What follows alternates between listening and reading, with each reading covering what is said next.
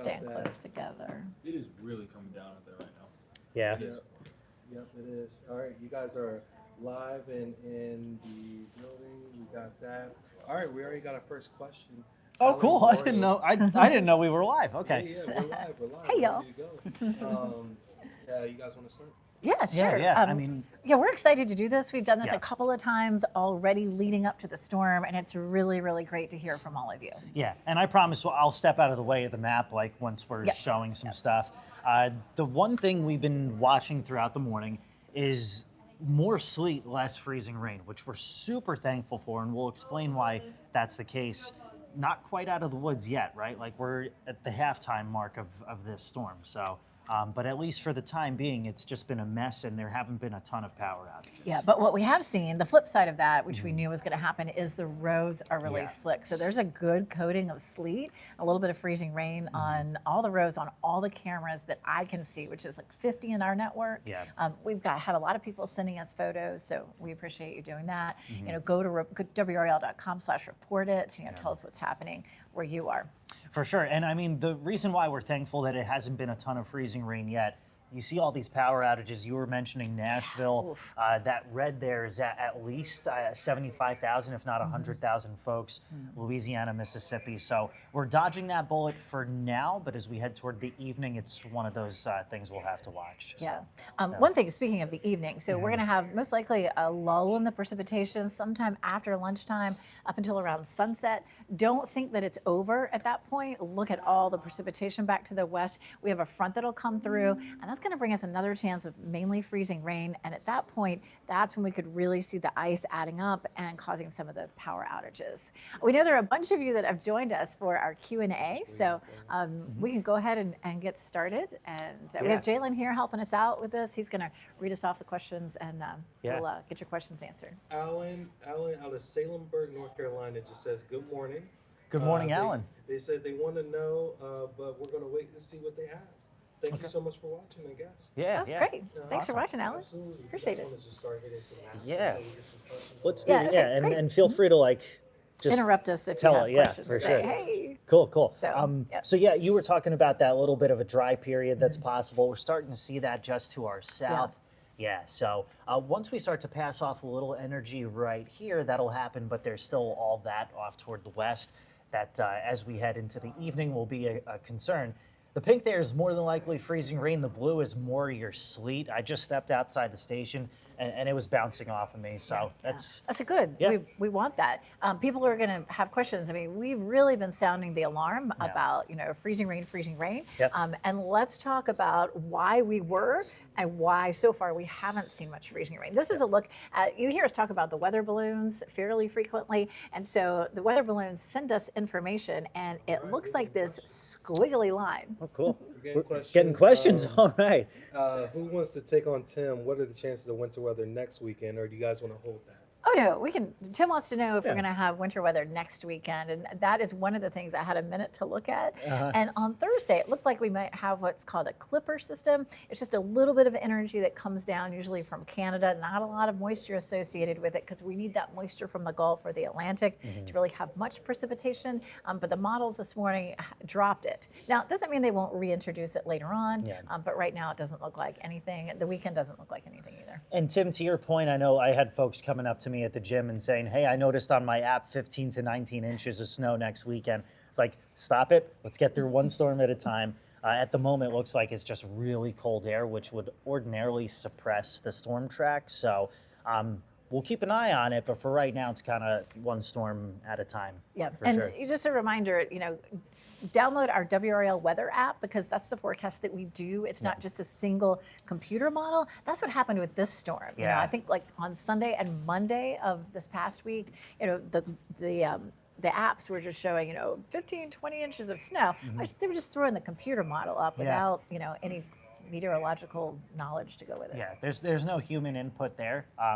So speaking of the human input, we'll answer another question here in just a second, but we were talking about the sleet and freezing rain dilemma here. Oh, yes. And so you were pointing Our out the weather weather balloon data.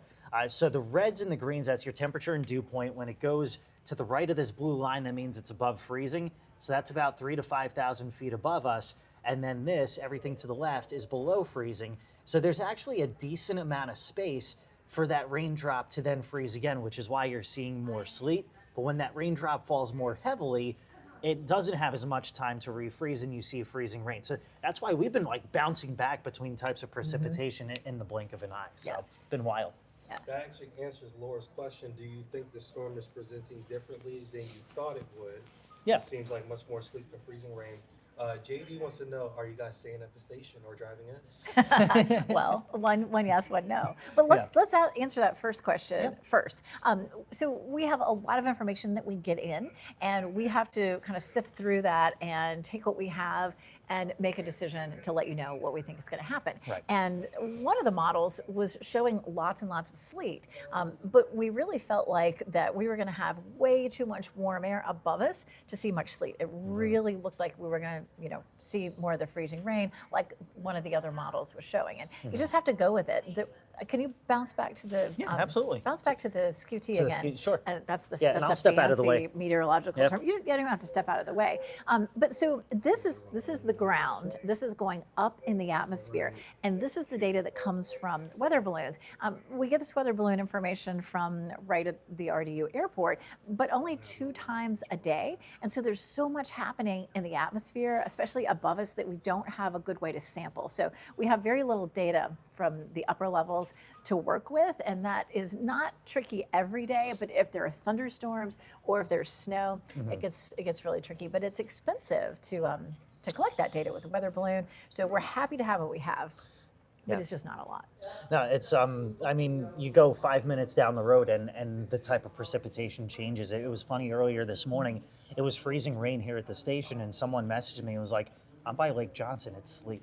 And I'm like, neither one of us is wrong. We know what we're seeing, right? But it was just that little bit of a difference in a short amount of time. To answer the question about who's staying here, I'm staying that's right. at the station. The station has really done a really nice job. A lot of people behind the scenes setting us up, making sure that we at least have a place to stay. So You have a really nice spot. So we don't actually have our own offices. We all just kind of work in the weather center together. But like other people do have their own little offices. And so Chris has a nice little office with a bed all set up. Like he has a video. What was that on? Is that on Instagram? Facebook, Instagram. I can't even keep up. Go No. look for it because it's really cute. I'll give you a little tour of where he's spending the night. Yeah, my digs. Yeah, and I don't live that far from the station, so I tell you what, though, Chris, I was a little bit worried last night. I was like, did I make the right decision? But I drove in this morning, and it wasn't very heavy by the time I got in. So yeah. It's rough out there, for sure. Let's walk you guys through a little bit of a timeline. So we at 8:35, we're back on air at 9, so we've got time to talk about that. Temperature. Oh, you got more questions? All right. Yeah, we're ready. So Shannon from Nightdale, is there less chance of accumulating ice on the east side of Wake County? Okay. And then how much freezing rain from Michael? How much freezing rain do you expect to fall by 1 p.m.? Okay, so answering both of those questions, east side of Wake County, we're still expecting some freezing rain accumulation, right? Because again, it's 8:36 in the morning. We still have that evening band to get through. I don't think it's going to be half an inch to an inch because the sleet has really saved us from that. So even in the east side of Wake County toward Nightdale, that's a potential. In terms of, what was it, Michael, you said was who asked about the freezing rain accumulation until 1 p.m. Probably be some lighter, maybe an additional glaze to maybe 1/10 of an inch if we get that warmer air from above the surface to pull down. That's just going to be on top of sleet. So those are both great questions. The forecast and the storm itself evolving, but I think, would you agree with? I would. Yeah. But remember, after 1 o'clock, we're probably going to get a break in the precipitation, and I don't want people to think that it's over, because that's when we're going to end up with that second band that'll come in probably right after sunset and could last for several hours. And the temperatures may be such that we'll have a better chance for freezing rain at that point. You can see here's 6 p.m.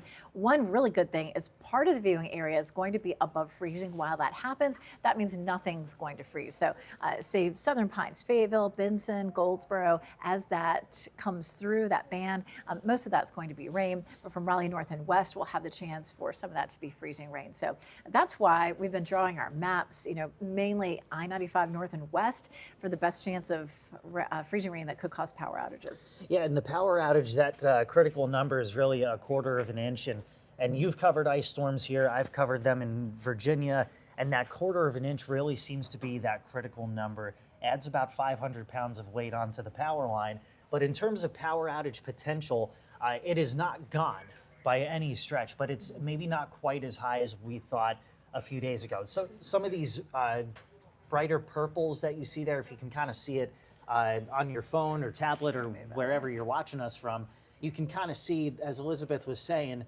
north and west of I-95 is where you stand probably the better chance.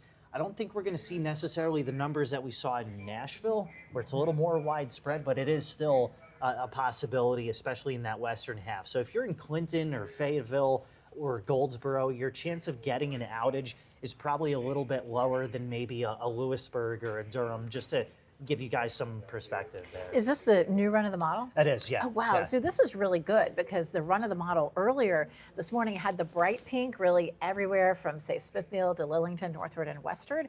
And so, yeah, the model is thinking that we may have lesser amounts of ice. Yep. Do we have more questions? Yes, we do. Oh, awesome. We do. So what we're gonna do is,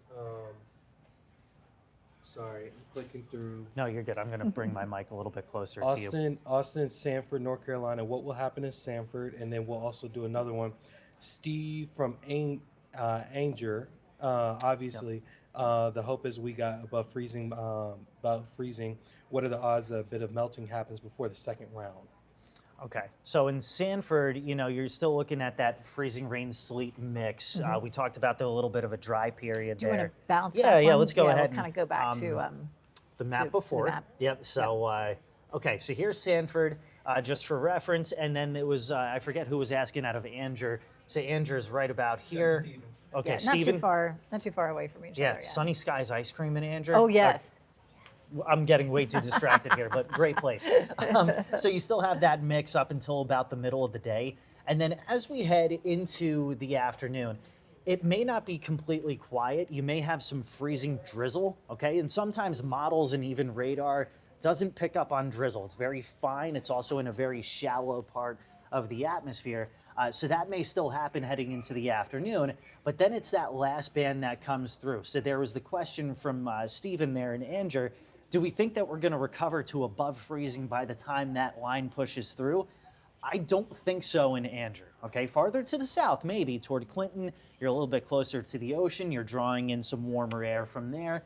But in Anger, you're probably going to be upper 20s, lower 30s. So the concern with that is heavier precipitation that will stick a little bit more. Where we have at least a little bit of cautious optimism is that overnight into Monday, we'll see temperatures climb above freezing. So hopefully at that point there's melting, and if you have to get around, you can do so very carefully. But that would be our take on that. Before that line comes through, there's not much hope of climbing above freezing in Anger. But afterward, sounds kind of counterintuitive. But once we shift wind direction, there's at least the chance that happens. You know, it depends on how much of a layer of sleet you have. I mean, you know, the sleet's been piling up somewhat. Yeah, So, yeah. you know, once we get the sun out tomorrow, the sun will do a great job of melting it. So you should be able to get out tomorrow, but it might be tricky before sunrise tomorrow. Yeah, and you know, I mean, street crews they're out there, they're They are. working on it. Yeah. Sleet is tough to melt, it's tough to plow, it's a little denser, there's more liquid in it, so it's going to take time for the sleet piles to melt completely, but hopefully those main roads at least will be passable. It's really tough to forecast road conditions. It is, You know, it is. because what works for one person on a main road may not be the case. I mean, my neighborhood, I can only imagine what that's going to be. It's side streets. So yeah, that's kind of our take on Jalen's that. got another question for you. Rapid fire a couple of these. We're staying in Angier, hopefully I'm saying that right. Andrew, yep. Andrew, yeah. Can you explain to my kids how we're having sleet, freezing rain rather than snow when it's so cold below freezing? Oh, yeah. I love that. Yeah, you want to a go good back one. to that Yeah, skew let's do. Let's so skew T is just a technical term Or for, we could even, to change it up, let's talk about the tower, because Let's the have fun, tower yeah. tells the story also.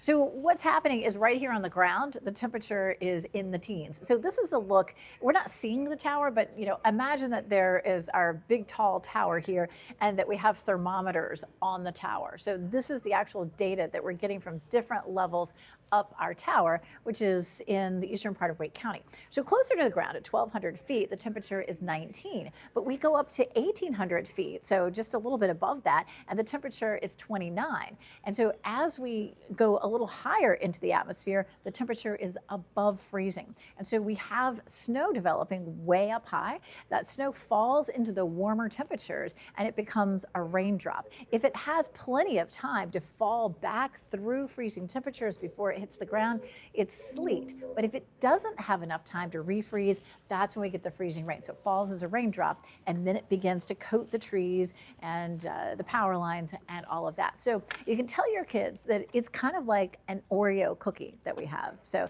right in the middle is warm air, and it depends on how thick. If you've got double stuff, then you're probably getting freezing rain. And if you've got a regular Oreo, probably that raindrop can freeze back into sleet. Okay, sounds good. Want to know? Oh yeah, and here's this. Chris just pulled this up. So that's how it happens. And then the way to remember it is freezing rain is like a glazed donut. It's just that raindrop and it sticks to everything like a glazing, like the donut. And then sleet pings. Sleet is of course just an ice pellet. So freezing rain clings, sleet pings, and I have to give full credit to Chris for this. He came up with the idea and built that graphic. We got Daniel out of Youngsville. Any word of progress on the monks and their plans with the cold weather? And then we'll also hit up Andrew out of Raleigh. When is the soonest day to fly back to Raleigh? Gotcha. So first question about the monks. We did so much coverage of the monks yesterday. I don't know which reporter is on the monks today, don't know, yeah. if any. We haven't gotten any word. I know yesterday when the monks were walking from Apex to Raleigh, they got us word pretty quickly that they were not going to do their talk at Dix Park, that they were just going to take a stop there and get warm and keep on going. We haven't heard anything from the monks. If we hear anything, we'll post it on our socials and we'll have it on TV. We'll have it everywhere. But we've not gotten any word from the monks that I know. And then as far as it was Andrew who asked about flying back to Raleigh, that's pretty tough to forecast as well. There's a lot of cancellations today. I would hope at some point tomorrow that there would be, it depends on where you're coming from too, where your plane is coming from, because this storm has such a wide footprint. It does. Winter weather alerts from New Mexico to Maine. Yeah. That's Yes. a big storm, right? So that, as far as our conditions here at home, getting around tomorrow is not impossible. You got to be cautious, but it depends on where that plane is coming from, where you're coming from, de-icing operations too. The sunshine tomorrow will help things immensely, even though it'll stay really cold. But again, conditions here may be fine, but depending on where your plane is, maybe your plane is in New York and then heading to, Florida and then here, So, but we should start to see conditions improving tomorrow. Yeah, there's at least some cautious optimism for sure. Yeah. All right, Alan. Long term, I just wondering if we get any similar weather system set up for the rest of the winter season. If you guys can answer that. If not, we got more. Yeah, so Climate Prediction Center, looks at trends going forward, and it looks like all the way into the middle of February, we're below normal. Yeah. And so all we get that far out, is just an estimate of, is it going to be warmer than normal or colder than normal, or wetter or drier than normal. Yeah. And it looks colder than normal well through the middle of February, but it also looks dry. And those trends don't really tell us that much, maybe. Yeah, hey, that's all we get out of it. Yeah, it's tough. Like, I'd love to have that crystal ball that's like, yeah, there's a storm system around February 10th that we're good.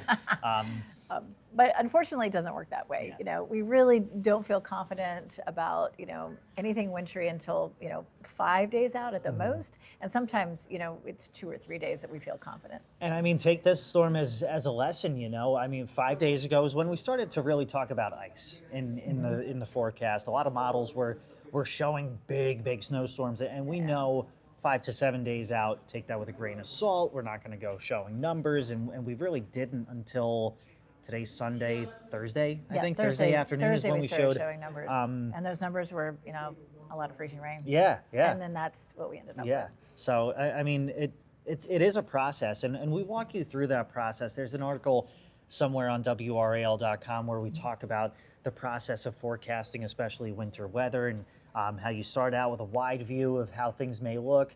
And you and I Monday were talking about, favorable setup for a winter storm.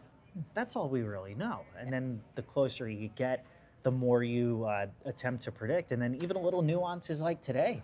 Hey, there's been more sleet than freezing rain, and we're thankful for that, but we couldn't ignore the potential that was there. Still is potential, but no, not half an inch to an inch of freezing rain. Yeah, thankfully. Yes. Do we have time for one more? Last question, Herman out of Raleigh. Good morning, Elizabeth and Chris. What does 50 or 70 or 100% chance of percent mean? Is that how confident the models are, or is that the percentage of the viewing area?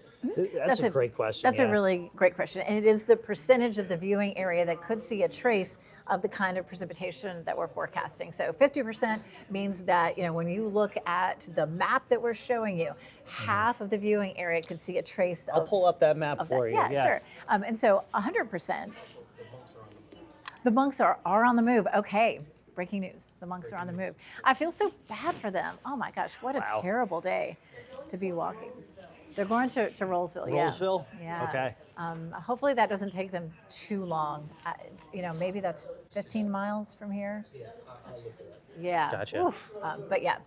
So here's a look at the map. This is our viewing area, right about a circle like this. So 100% chance means that everybody should see at least a trace. Now it doesn't tell you that 100% chance of us are going to see a half an inch of sleet. All it tells Right. you is you're going to have some precipitation, and then you have to kind of listen and pay attention, and then we'll show you how much. So you want to watch for the numbers that we share in terms of how much rain we'll see, Or and which then- parts of the area. Right, which parts, Yeah. what the timeline is, or everything. So when we Yeah. put a percentage up, it tells you something, but not a lot. There's a lot more to the story. And it's funny in the summertime, sometimes you'll put a 20% or a 30%, and somebody gets rained on, and they're like, what the heck? They're like, I just got 20%ed on. Yeah. And it's like, well, yeah, we Well, cover right. 23 counties. And so, summertime, it's a little more tough to predict where exactly those storms are going to pop and where they're going to develop. A lot of times we try to use interstates as kind of dividing lines, or maybe certain towns or cities as dividing lines. But today it's all of us, Yeah, 100% today. That's For sure. Herman, thank you for that question. Yeah. So Jalen is wrapping us up. We got to get over to the studio to continue our coverage. More TV. Yes, more talking. We'll be with you guys, Elizabeth and I, starting at 9 a.m. on WRAL. Yeah, thank you so much Yes. for tuning in on YouTube and for watching us on all of our platforms. We couldn't do this without you, so thank you. Stay warm.